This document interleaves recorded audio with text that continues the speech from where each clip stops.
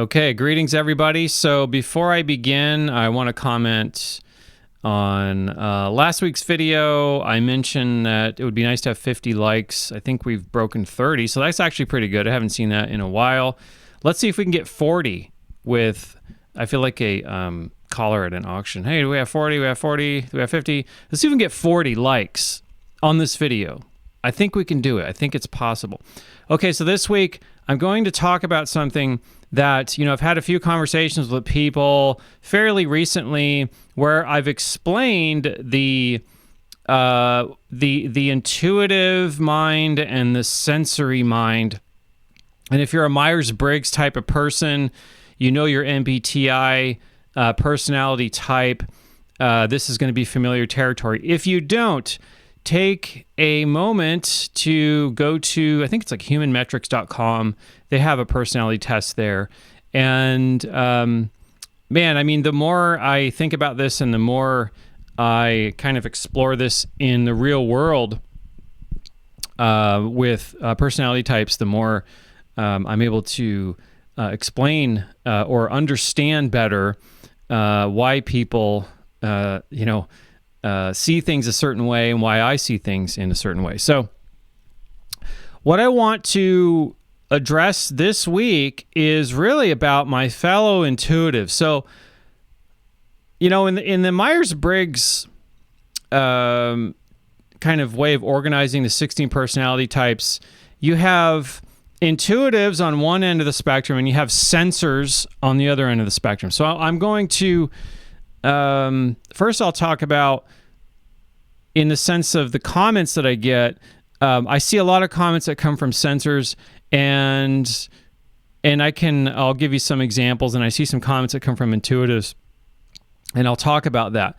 Now, first of all, an intuitive is someone who is going to be more connecting to their intuition. Obviously, they're going to be connecting with ideas in a deep way. They're going to tend to have messy hair, stuff piled up around. Maybe there's some dust collecting in the room. They're not so much, they don't really care so much about appearances, but more so about ideas, concepts, feelings, okay? The deeper meaning behind things, okay? That's an intuitive, essentially. An intuitive is a contextual communicator, okay? So what that means is an intuitive can start at any point on the map and just kind of start in and start talking or latch onto any sort of idea. And, they're going to take forever to get to the point.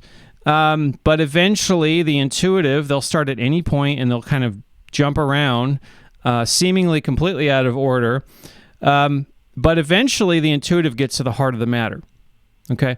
Now the sensor, on the other hand, the sensor is more linear in the sense of how they're going to process information or how they're going to take in information, and of course our cognitive bias is such that we really, based on if we're a sensor or an intuitive, that's generally what is going to kind of affect how we expect to receive information as well. Not always, of course. Now, a sensor is going to be more of a linear point A to point B, okay? Get to the point. Let's, and it's so in the comments, for example, I'll get two general types of comments from this perspective anyway, where someone will say, gosh, you did 5 videos and you barely get to the point. And then, right. Well, I'm a contextual communicator. I'm an intuitive. So that's just kind of par for the course.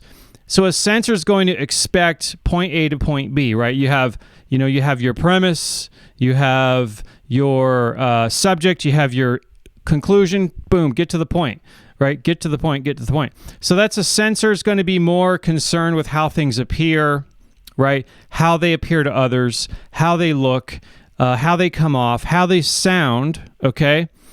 Where there's nothing wrong with that, of course.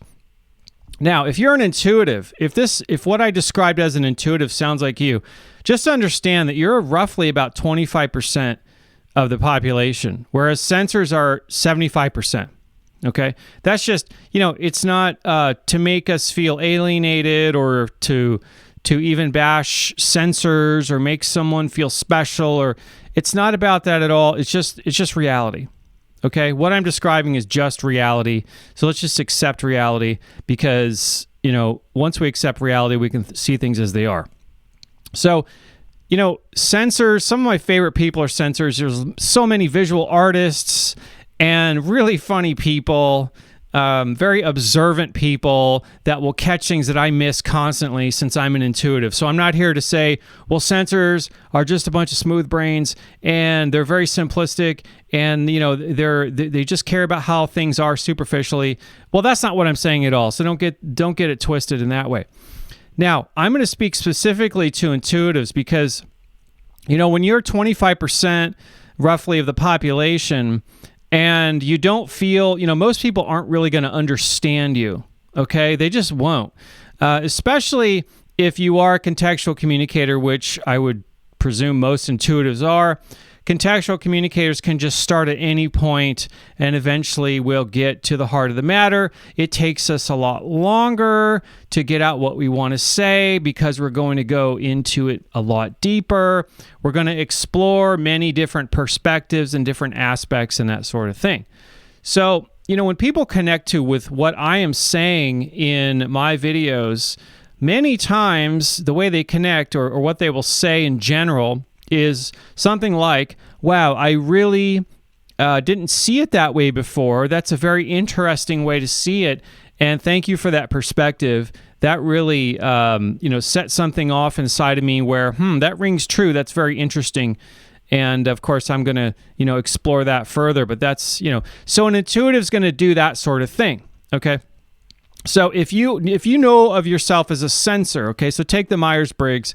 If you know yourself as a sensor, this isn't to say that you can't develop your intuition. And for my fellow intuitives, if you know yourself to be an intuitive, this isn't to say that you can't brush your hair, wear clothes that aren't wrinkled.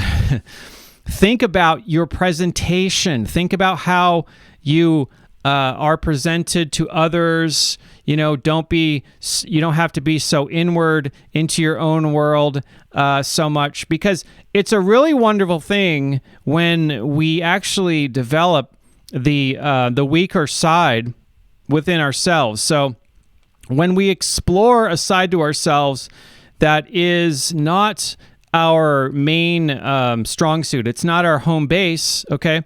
When we can do that, we actually grow tremendously. Okay, so there isn't some sort of again, this is a process, right? This entire year of dialogues or even just kind of monologues where I'm dialoguing with you guys over the comments because you guys are feeding me a lot of valuable comments and questions, of which I'm going to get to some of those in the future. I'll probably do a few comment videos. But I want you to understand that if you develop the side of yourself that is less used, that you go to the least, okay, that in and of itself it's going to be uncomfortable, but at the same time, it's going to, paradoxically, it's going to embolden and it's going to strengthen, it's going to bring out aspects of your strongest side even more. So it's a very interesting thing to think about how we can cultivate or develop the other side to us that we generally don't rely upon. Okay, so to my fellow intuitives, I just want to say that we live in a world of sensory information. We live in a world really where it doesn't much matter how things are. It matters more how they appear, okay? That's just reality. That's just how it is. People really, in previous videos that I've made, especially more controversial videos, a lot of comments I would see would have to do with something, how I sound, how I come off, how I'm presenting, right? It's not really to do, it's very interesting because it's not really to do with how things are, okay? It's how things are presented, how things appear, and also how you're made to feel. And that's another very interesting thing is, a lot of people really focus on how someone makes them feel, which is actually quite selfish if you really think about it. Now, to my fellow intuitives, I'm not saying anything that's like controversial.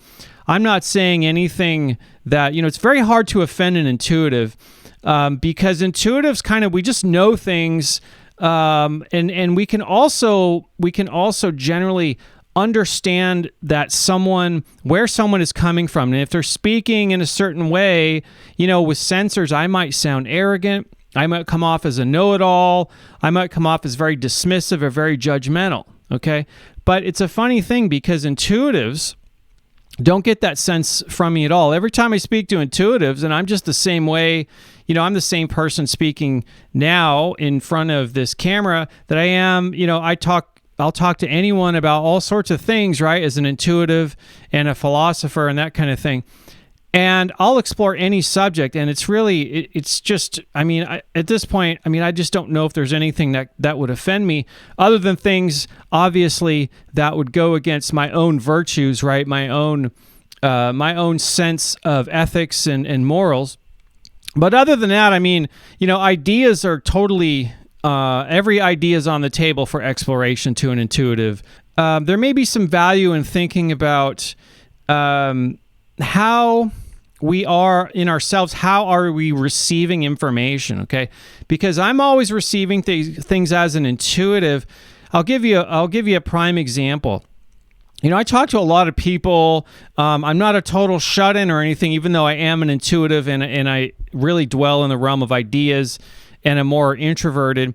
I have developed my extroverted side of myself and my sensing side of myself in such a way that I really have gotten to really enjoy interacting out in public with people. And it really is a lot of fun to listen to people and learn.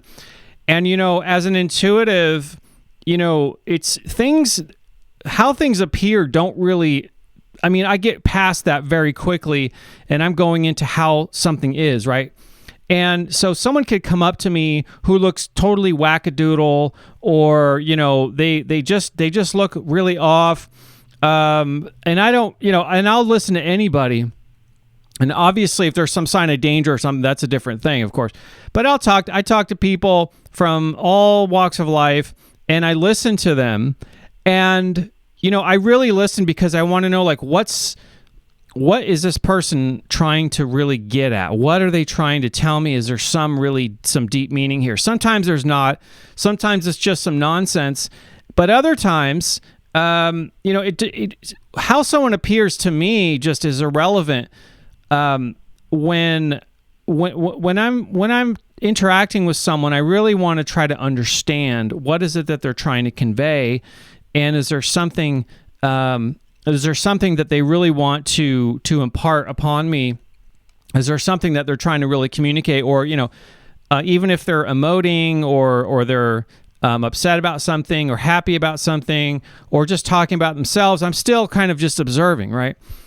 Whereas a sensor really is right off the bat, if you kind of present in a kind of an offbeat way, I've got this Buddhist sort of looking tapestry, although it's not really Buddhist, but I've got this meditating figure with this lotus flower behind me. I've got this Pink Floyd shirt. I look a little, my beard's a little kind of wild. And I look like, a little bit sort of, I don't know, I'm just look like not really super well presented, but at the same time, I'm trying to do that.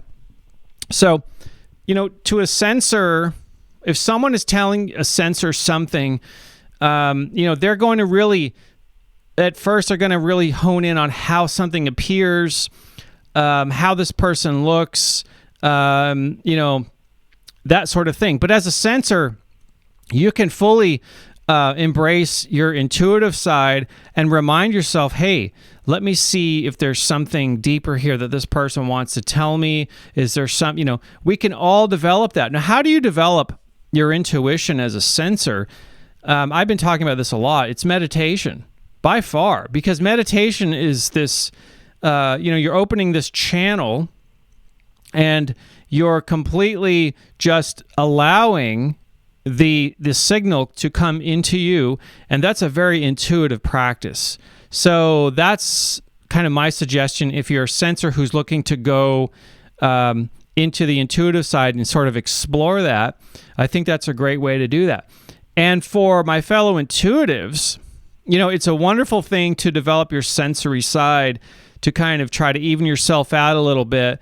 And, one thing you can do is just present yourself in a certain way. Think about a little bit about how you're speaking, know your audience too, like who you're speaking to, what is this person's communication style?